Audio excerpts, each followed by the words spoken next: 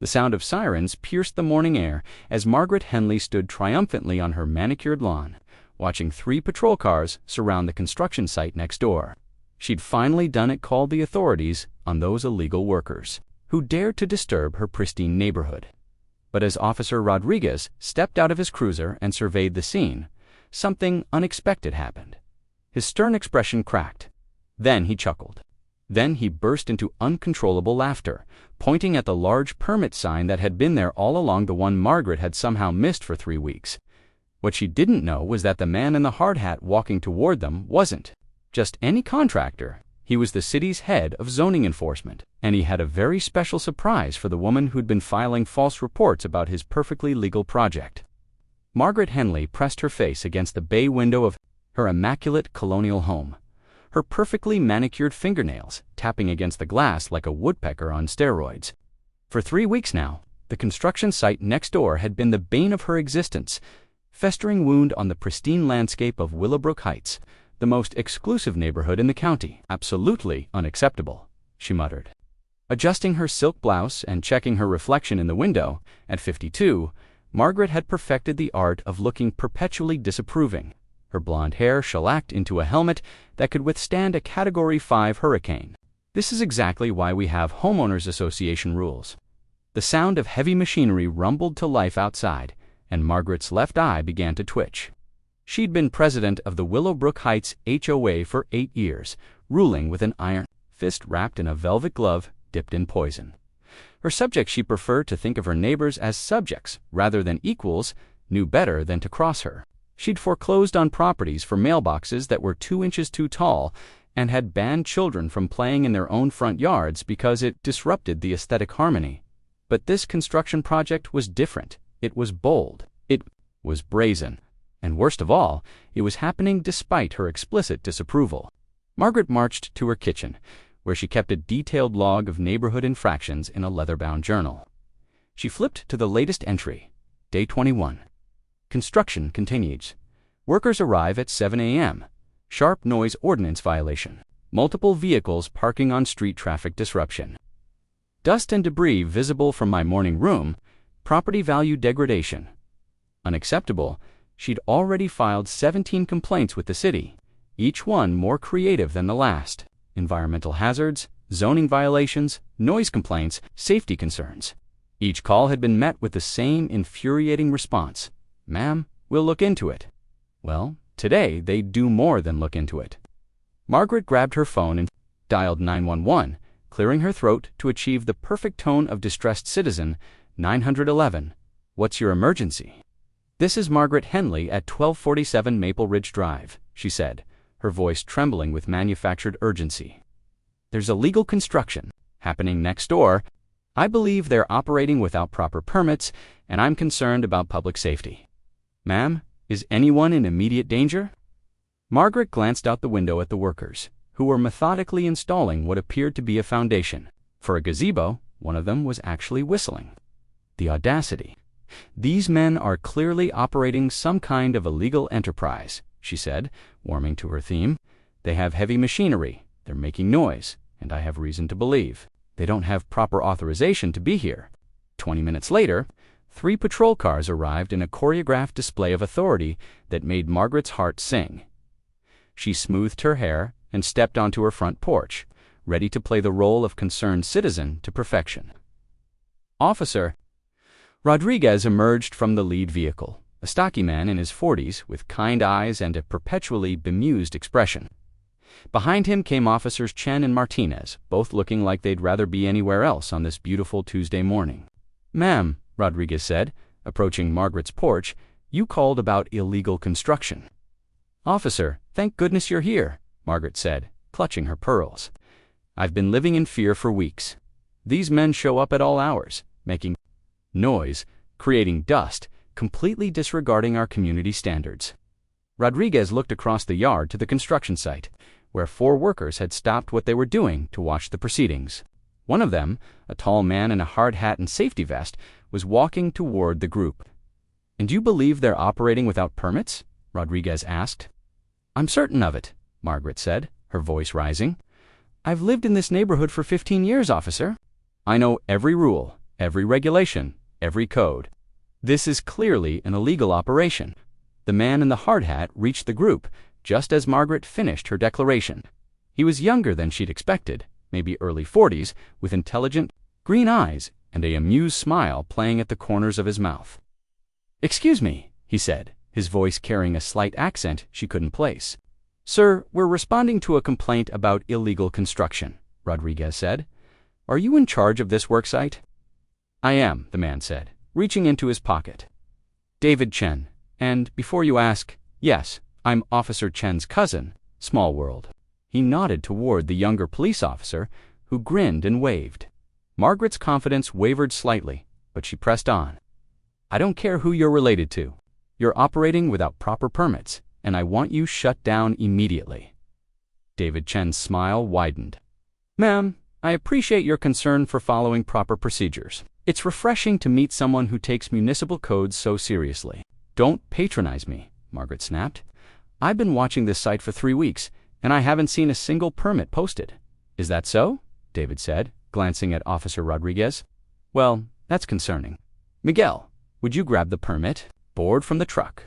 One of the workers jogged over to a white pickup truck and returned with a large laminated board. Margaret squinted at it, her heart beginning to race. "This permit," David said, holding up the board so everyone could see it clearly, was issued 6 weeks ago for the construction of a gazebo and landscaping improvements at 1249 Maple Ridge Drive. It's been posted on the job site since day one, as required by Municipal Code 847.3a. Margaret stared at the permit, her mouth opening and closing like a fish gasping for air. The permit was legitimate, official, and bore the unmistakable seal of the city's Department of Planning and Zoning. "That's impossible," she whispered. "I've been watching this site every day." "I would have seen, ma'am," Officer Rodriguez interrupted gently. "The permit is clearly visible from the street. It's mounted on that post right there." He pointed to a metal post about 15 feet from Margaret's property line. Margaret looked at the post, then at the permit, then at the growing crowd of neighbors who had emerged from their homes to witness the spectacle. Mrs. Patterson, from across the street, was recording everything on her phone. The Johnsons were standing in their driveway, whispering to each other. Even old Mr. Kowalski had wheeled his chair onto his porch to get a better view. "But Margaret began, then stopped. She couldn't finish the sentence because the truth was too humiliating to admit. She'd been so focused on finding violations that she'd completely missed the most obvious thing of all. David Chen cleared his throat. "Officer Rodriguez, I should probably mention something else. I'm not just a contractor. I'm the head of the city's zoning enforcement division." Rodriguez's eyebrows shot up. "Are you serious?" "Dead serious," David said, pulling out his city ID badge. "I've been getting complaints about this site for 3 weeks, 17 of them to be exact, all from the same address." He looked directly at Margaret. "All from Mrs. Henley here." The color drained from Margaret's face as the implications hit her. False reports, harassment, wasting police resources. She'd been filing complaints against the very person responsible for investigating zoning violations. Officer Rodriguez was beginning to chuckle. "Ma'am, are you telling me you've been filing complaints about illegal construction against the head of zoning enforcement?" I didn't know Margaret started, but David held up a hand. "Mrs. Henley, I think we need to have a conversation about municipal codes and proper procedures. Specifically, about the penalties for filing false reports and harassment of city employees." Margaret's world tilted on its axis. In her 15 years as the neighborhood's self-appointed guardian, she'd never been on the receiving end of official scrutiny. She'd always been the one filing complaints, making demands, wielding authority like a weapon. "Wait," she said, her voice cracking. "This is all just a misunderstanding. I was trying to protect the neighborhood by filing 17 false reports," David asked, "by claiming we were operating without permits when the permit has been clearly posted for 6 weeks. Officer Rodriguez was now grinning openly. "Ma'am, I have to ask, in all your years of watching this neighborhood so carefully, how did you miss a permit sign the size of a small billboard?" Margaret looked around at her neighbors, at the police officers, at the construction workers, and finally at David Chen, who was watching her with the patient expression of someone who dealt with Diffie. The words hung in the air like a toxic cloud, and Margaret felt her knees buckle slightly. She gripped the porch railing so tightly her knuckles turned white, her perfectly composed facade cracking like old paint. "That's ridiculous," she said, but her voice lacked its usual commanding authority. "Of course, I have permits for my gazebo." "I would never, ma'am," David Chen interrupted, consulting his phone again. "I pulled the records yesterday.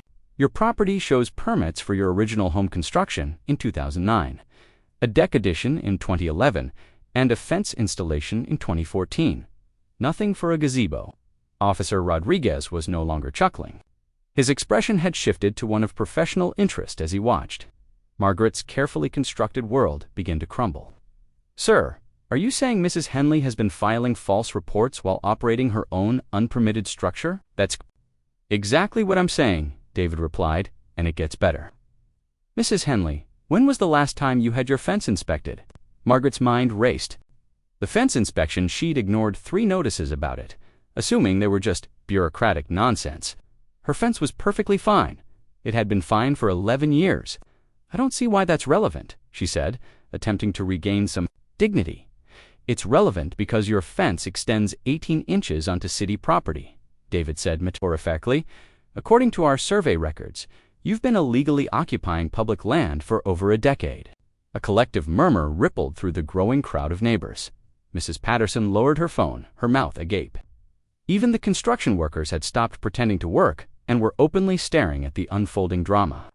Margaret's neighbor, Janet Thompson, stepped forward from the crowd. Janet was a quiet woman in her 60s who'd endured years of Margaret's tyrannical HOA enforcement. Her garden had been cited 17 times for various infractions, and she'd been forced to repaint her mailbox twice to meet Margaret's exacting standards. "Excuse me," Janet said, her voice trembling with suppressed emotion. "Did you just say Margaret's fence is illegal?" "Yes, ma'am," David confirmed, 18 inches into the right-of-way. "It's been there so long, it's actually caused some drainage issues for the city. We'll need to have it removed and relocated." Janet's eyes filled with tears, but they weren't tears of sadness. They were tears of vindication.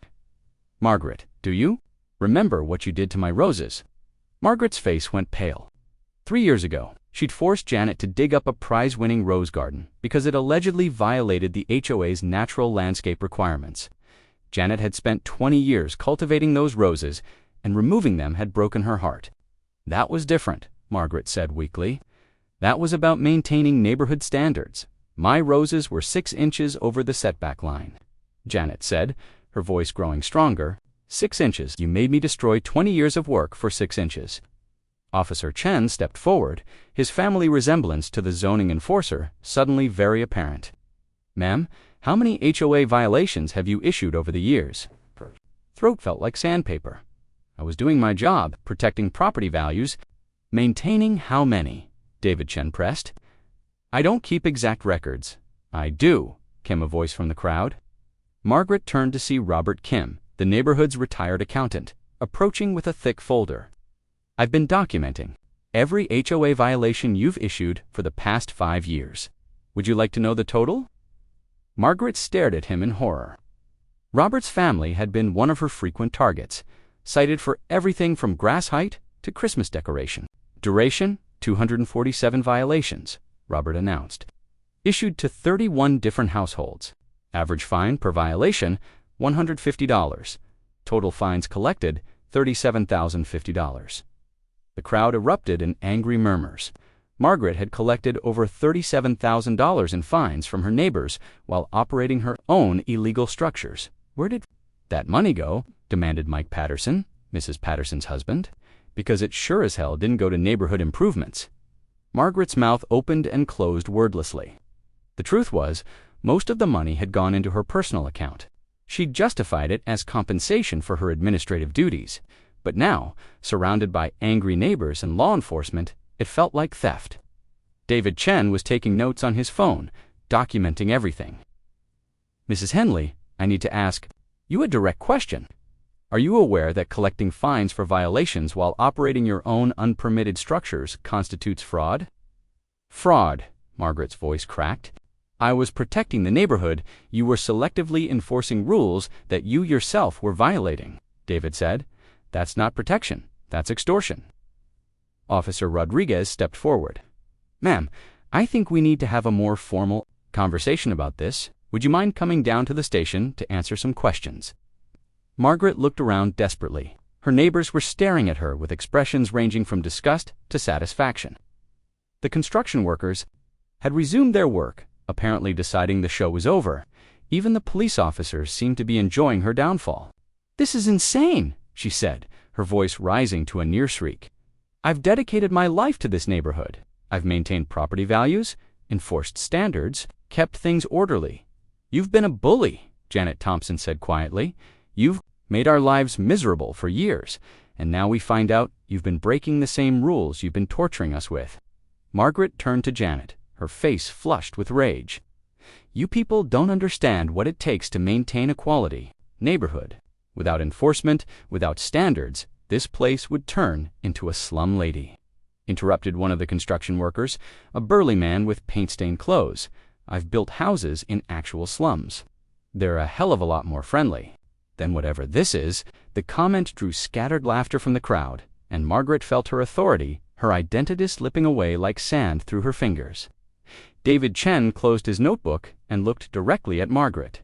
"Mrs. Henley, I'm going to need you to stop all HOA enforcement activities immediately. As of right now, you're under investigation for fraud, harassment, and multiple municipal code violations." "You can't do this," Margaret said, but her voice lacked conviction. "Actually, I can," David replied, "and I am. Officer Rodriguez, I'd like to file a formal complaint against Mrs. Henley for filing false reports, harassment of city employees, and operating unpermitted structures." As Officer Rodriguez began taking notes, Margaret's neighbor Tom Harrison stepped forward. Tom was a soft-spoken man who'd been fined $300 for parking his work truck in his own driveway. "David," Tom said, "if you're investigating HOA violations, you should know that Margaret has been using HOA funds for personal expenses. She bought a new car last year and claimed it was for neighborhood patrol duties." Margaret's face went white. "That's not true. I saw the receipts," Tom continued. "She left them on the community center table during the HOA meeting. $37,000 for a BMW, said it was necessary for maintaining neighborhood security." The crowd erupted in outrage. Margaret had been driving around in a luxury car bought with their fine money while citing them for infractions as minor as having the wrong color mailbox. David Chen was now grinning openly. "Mrs. Henley, this just keeps getting better. Fraud, embezzlement, harassment, you've really outdone yourself." Margaret looked around at the faces surrounding her neighbors she'd terrorized for years. Police officers who clearly found her situation amusing, construction workers who were witnessing her complete humiliation. For the first time in her adult life, she was powerless. "I want a lawyer," she said finally. "That's probably a good idea," Officer Rodriguez agreed. "But first, you're going to need to come with us to answer some questions."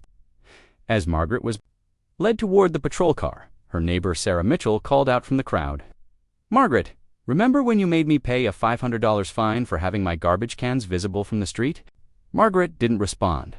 "Well, I can see your illegal gazebo from 3 different streets. How much do you think that fine should be?" The crowd burst into applause as Margaret was helped into the back of the patrol car, her silk blouse wrinkled, her perfect hair disheveled, her reign of terror finally coming to an end. David Chen watched the patrol car drive away, then turned to address the crowd of neighbors. "Folks, I want you to know that we'll be conducting a full investigation into the HOA's finances and enforcement practices. If you've been unfairly fined or harassed, please contact my office." As the crowd began to disperse, Janet Thompson approached David with tears in her eyes. "Thank you," she said simply. "You have no idea what this means to us." David smiled. "Actually, I think I do. I've been getting complaints about HOA abuse all over the city. Margaret Henley isn't the only one who's been drunk on power." "What happens now?" Janet asked. David Chen looked at the construction site, where his workers were installing what would become a beautiful gazebo, completely legal, properly permitted, and built to code. "Now we clean up the mess, and we make sure this never happens again." 3 days later, Margaret Henley sat in the sterile conference room of the city's legal department, flanked by her high-priced attorney, Richard Blackwood. Across the table sat David Chen, City Attorney Maria Santos, and Detective Ray Coleman. From the white-collar crime division, the atmosphere was thick with tension and the smell of burnt coffee. Margaret had aged 5 years in 3 days. Her usual perfect composure had been replaced by dark circles under her eyes and a nervous tremor in her hands. She'd barely slept since her arrest, her mind racing through 15 years of HOA decisions, trying to calculate just how much trouble she was in. Mrs. Henley, Detective Coleman began, opening a thick file. "We've been very busy since Tuesday. Would you like to know what we've found?" Richard Blackwood leaned forward. "My client is here voluntarily to cooperate with your investigation. We'd appreciate a straightforward discussion of the charges." "Oh, the charges," Maria Santos said, consulting her own file. "Let's see. Fraud, embezzlement, filing false police reports, harassment of city employees, operating unpermitted structures, and this is my personal favorite, racketeering." Margaret's face went pale. "Racketeering? That's ridiculous. I ran a homeowners association, not the mafia." "Did you?" David Chen asked, sliding a stack of bank statements across the table. "Because according to these records, you've collected over $127,000 in fines over the past 5 years. That's significantly more than the $37,000 your neighbor mentioned." Margaret stared at the numbers, her throat constricting. She'd been meticulous about keeping her records separate, never imagining that anyone would have the authority or motivation to dig this deep. "Mrs. Henley," Detective Coleman continued, "we've interviewed 37 of your neighbors. Would you like to hear what they told us?" Before Margaret could respond, he opened his laptop and began reading from his notes. "Eleanor Martinez, 1251 Maple Ridge Drive, fined $800 for having a vegetable garden in her backyard. She's a 73-year-old widow who grows tomatoes to save money on groceries." Margaret's attorney shifted uncomfortably. "Detective, we understand there may have been some overzealous enforcement." "Overzealous?" Detective Coleman interrupted. "How about Michael and Sarah Kim, 1239 Maple Ridge Drive? They were fined $1,200 for painting their front door blue instead of the approved forest green. They're both teachers, and they had to take out a loan to pay the fine." Margaret remembered the blue door incident. She'd been particularly proud of that enforcement action. It had sent a clear message about the importance of following aesthetic guidelines. Or, Detective Coleman continued, the Patel family at 1263 Maple Ridge Drive. They were fined $2,000 for having a swing set in their backyard. You claimed it was a commercial playground structure that violated residential zoning. "It was oversized," Margaret protested weakly. "It didn't fit the neighborhood character. It was a swing set," David Chen said flatly. "For their sick daughter, you made them tear it down and threatened to foreclose on their house if they didn't pay the fine." Maria Santos leaned forward. "Mrs. Henley, that's when this became racketeering. You were using the threat of foreclosure to extort money from your neighbors. That's a federal crime."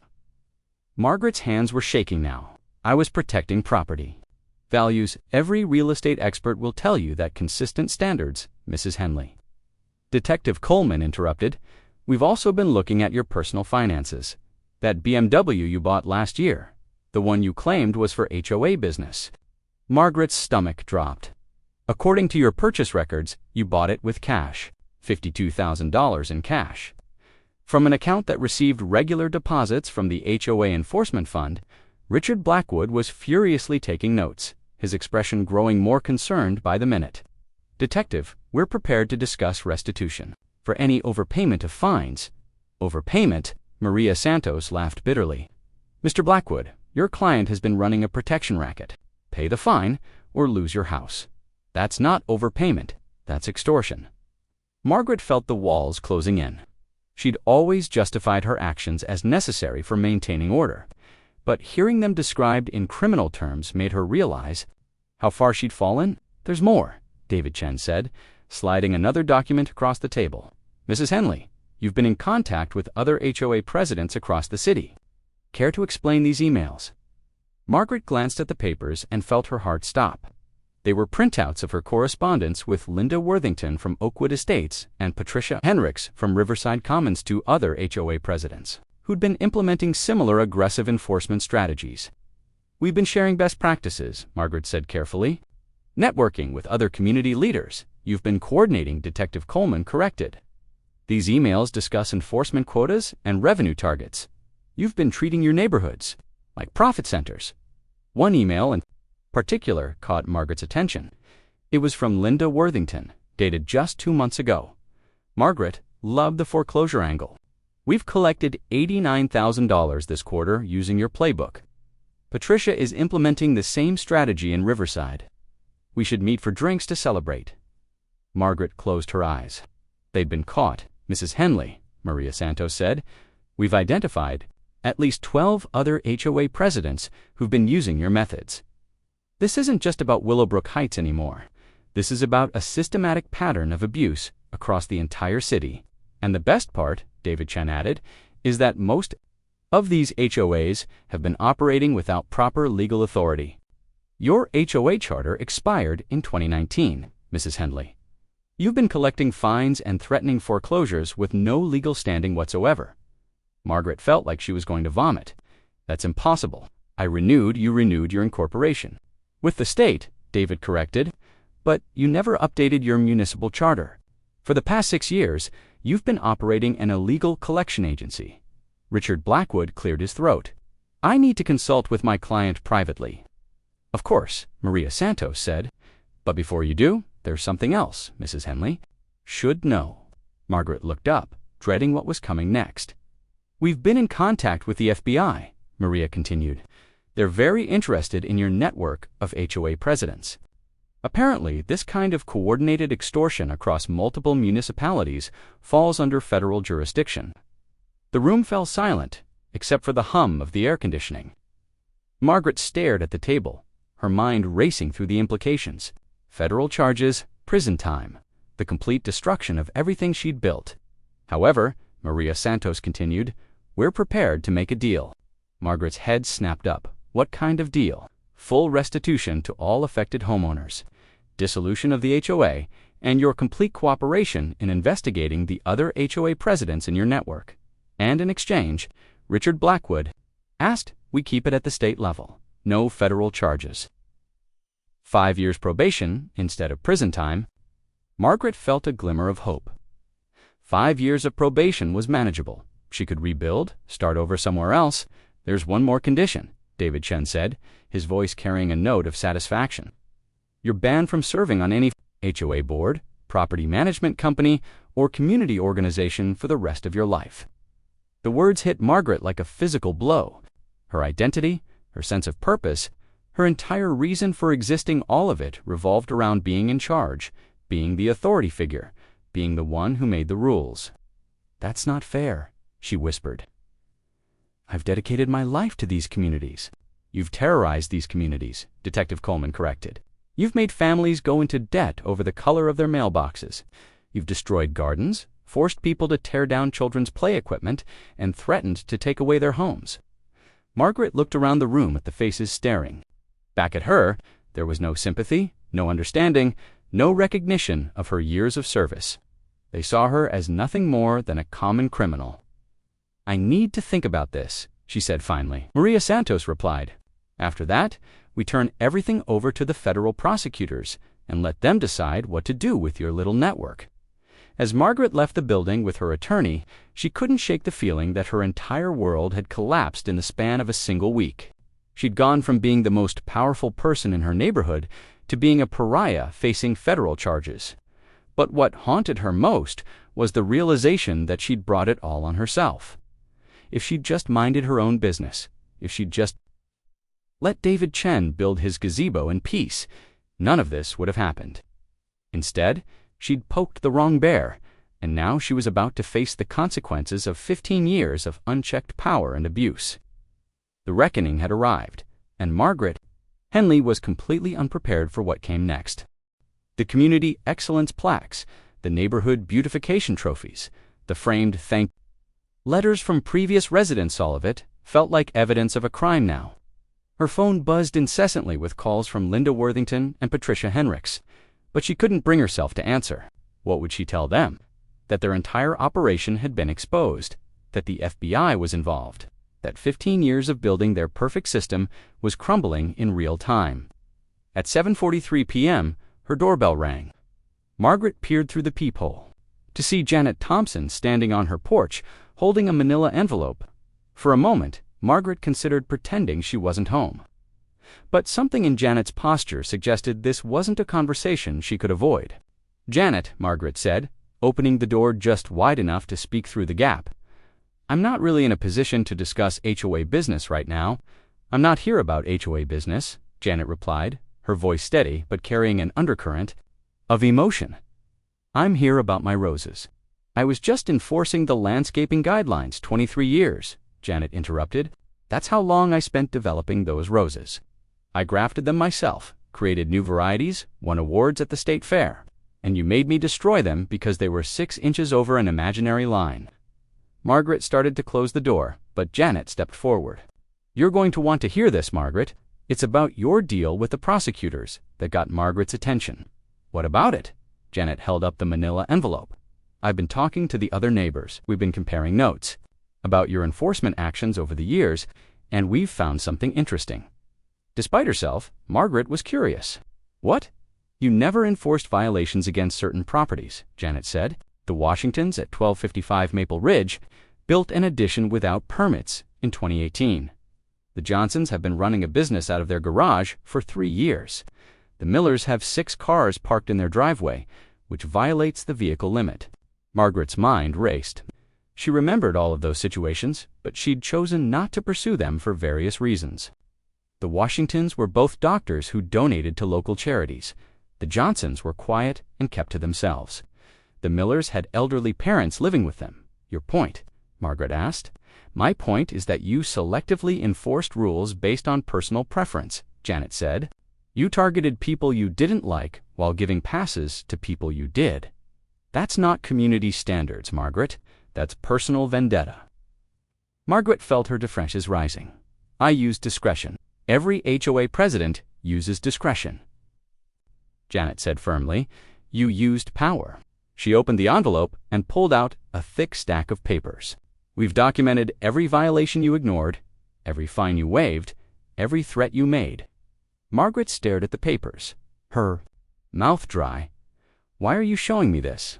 The one where you get probation instead of prison? It's about to get a lot worse." Margaret's knees went weak. "Janet, you don't understand. I was trying to maintain standards. I was protecting property values for everyone." "You were protecting your own ego," Janet said, "and now you're going to face the consequences."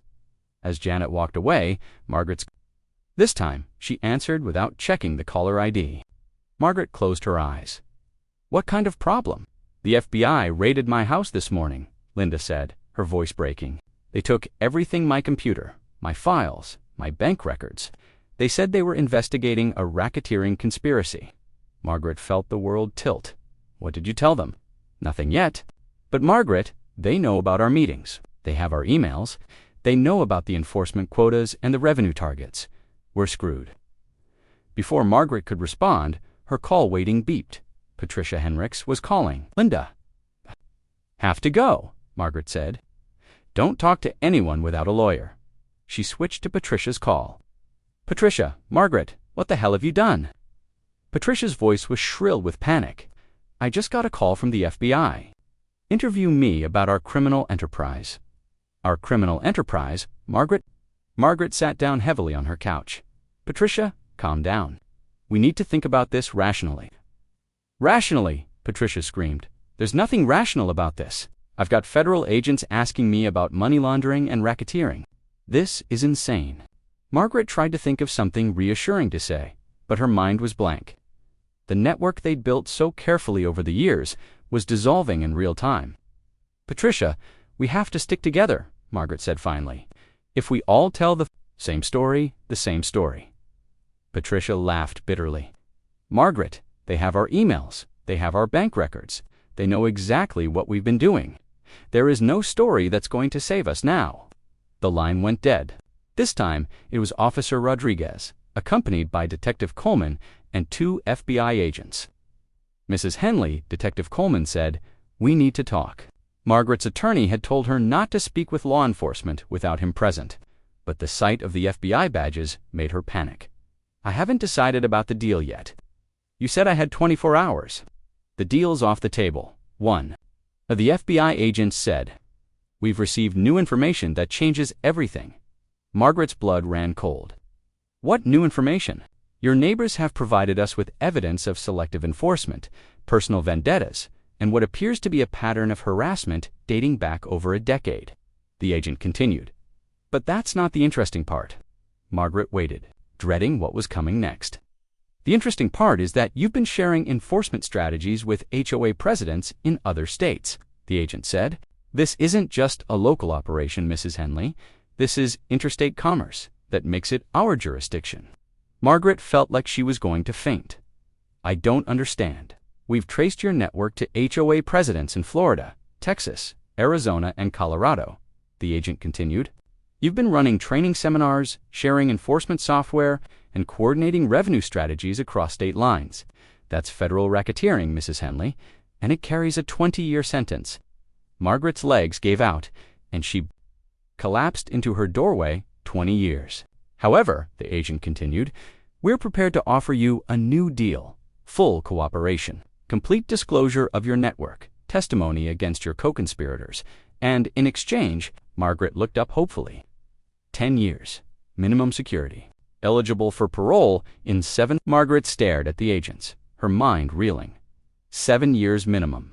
She'd be almost 60 when she got out, assuming she was granted parole. Her house would be gone, her savings depleted, her reputation destroyed. "I need to call my lawyer," she whispered. "You can call him from the station," Detective Coleman said. "Margaret Henley, you're under arrest for conspiracy to commit racketeering, wire fraud, and interstate transportation of stolen property." As the handcuffs clicked around her wrists, Margaret looked back at her perfect house one last time. The manicured lawn, the pristine shutters, the award-winning landscaping it had all been built on the suffering of her neighbors. As the FBI car pulled away from Willowbrook Heights, Margaret realized that her obsession with controlling others had led to the complete loss of control over her own life. The woman who'd once ruled her neighborhood with an iron fist was now just another criminal in the back of a police car. And the irony wasn't lost on her.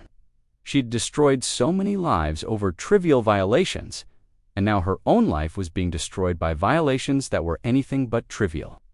The empire she'd built was crumbling, and Margaret Henley was about to discover what it felt like to be powerless. 6 months later, the federal courthouse in downtown was packed with an unusual mix of spectators. On one side sat dozens of former HOA victims, many clutching folders of documentation and wearing expressions of grim satisfaction. On the other side, a handful of supporters for the defendants, mostly family members who looked uncomfortable and embarrassed. Margaret Henley sat at the defendant's table in an orange jumpsuit. Her once perfect appearance, now a shadow of its former self. Her hair had grown out, showing gray roots she'd previously hidden with expensive treatments. Without her usual armor of designer clothes and professional makeup, she looked older, smaller, and utterly defeated. Next to her sat Linda Worthington and Patricia Henricks, equally diminished. The 3 women who'd once commanded their neighborhoods with ruthless efficiency now looked like what they'd always been underneath. Ordinary people who'd let power corrupt them completely. Judge Rebecca Chuno, relation to David Chen, though the coincidence wasn't lost on anyone, reviewed the case file with the methodical precision of someone who'd seen too many white-collar criminals try to justify their actions. "Mrs. Henley," Judge Chen said, looking over her reading glasses, "you've pled guilty to conspiracy to commit racketeering, wire fraud, mail fraud, and extortion. Before I impose sentence, is there anything you'd like to say?" Margaret stood slowly, her shackles clinking. For 6 months, she'd been crafting this speech in her head, trying to find words that might somehow explain or justify 15 years of terrorizing her neighbors. "Your Honor," she began, her voice barely above a whisper, "I want to say that I never intended to hurt anyone. Everything I did was to protect property values and maintain community standards." A soft murmur of anger rippled through the victim section. Judge Chen raised her hand for silence. "I know that my methods were sometimes overzealous," Margaret continued, "but I truly believed I was doing what was best for the community. I dedicated my life to these neighborhoods, Mrs. Henley," Judge Chen interrupted. "I'm going to stop you there. I've read every victim impact statement in this case, all 73 of them. Would you like me to share some of them with you?" Margaret's face went pale. "Your Honor, I, Eleanor Martinez," Judge Chen read from a file age 73. She writes, "Mrs. Henley forced me to destroy the vegetable garden I'd maintained for 20 years. I grew those vegetables because I couldn't afford to buy fresh produce on my Social Security. Because of her $800 fine, I had to choose between paying for my heart medication and paying the HOA. I chose my medication and almost lost my home." Margaret closed her eyes, remembering Eleanor's small backyard garden. It had been beautiful, well-maintained, and completely harmless. But it had violated the ornamental landscape-only rule. Michael and Sarah Kim, Judge Chen, continued. "Both teachers," they write, "we saved for 3 years to buy our first home. In Willowbrook Heights, Mrs. Henley's $1,200 fine for painting our front door blue meant we couldn't afford school supplies for our students. We're teachers, Your Honor. We spent our own money buying pencils and notebooks for children whose families couldn't afford them. Mrs. Henley took that away from our students for the color of a door." Margaret felt tears starting to form. She remembered being so proud of that enforcement action, so certain that maintaining color standards was essential for property values. Janet Thompson, Judge Chen read, age 67, "Mrs. Henley forced me to destroy a rose garden I'd spent 23 years cultivating. Those roses were my life's work. I'd created new varieties, won awards, and planned to pass the garden on to my granddaughter. Mrs. Henley destroyed that legacy over 6 inches of property line.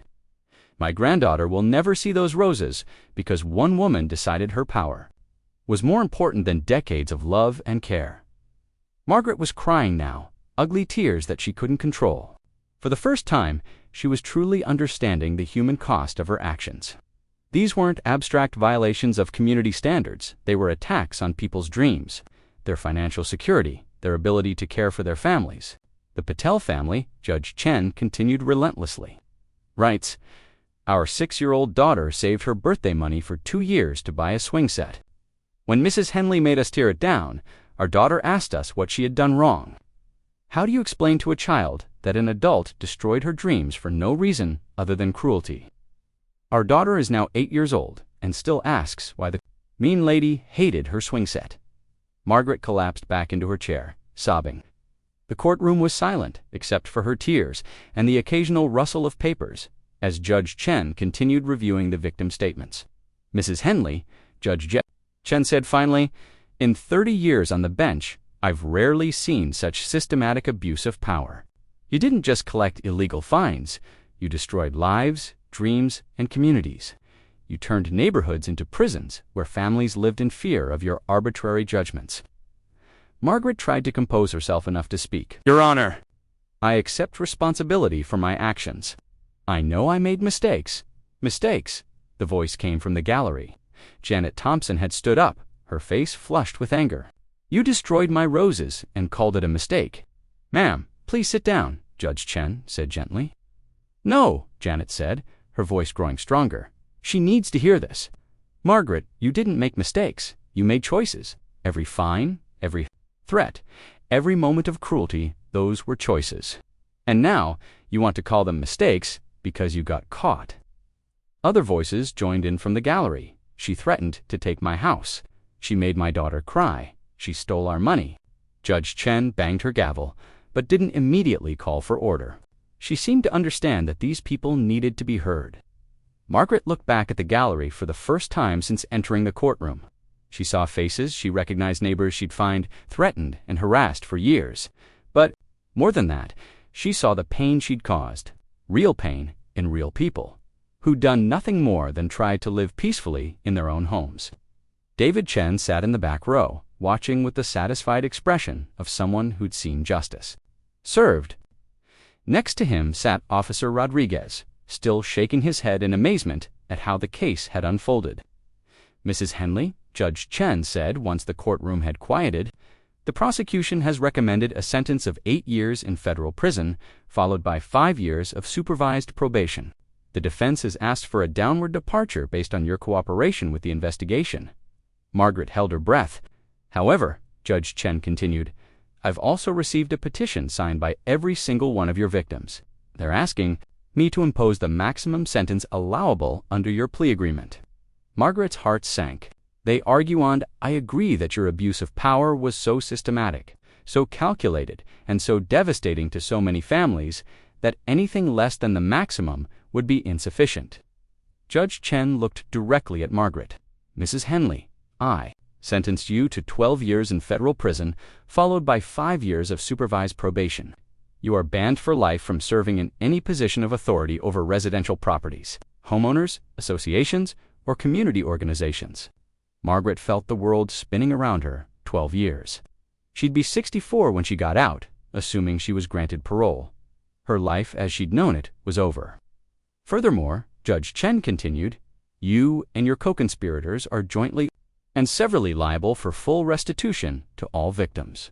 The court calculates total damages, including emotional distress and punitive awards, at $2.3 million.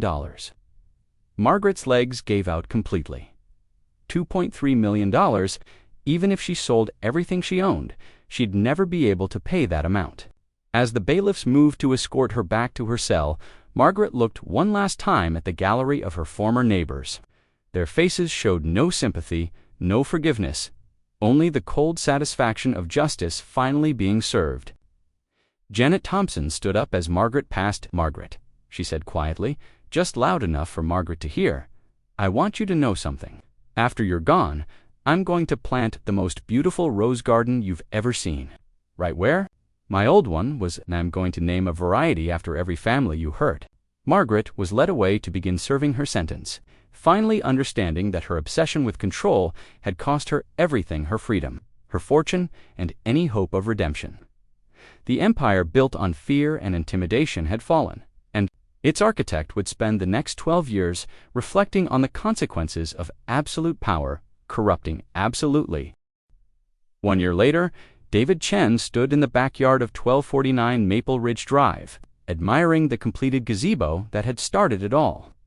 The morning sun filtered through the intricate latticework, casting delicate shadows on the flagstone patio below.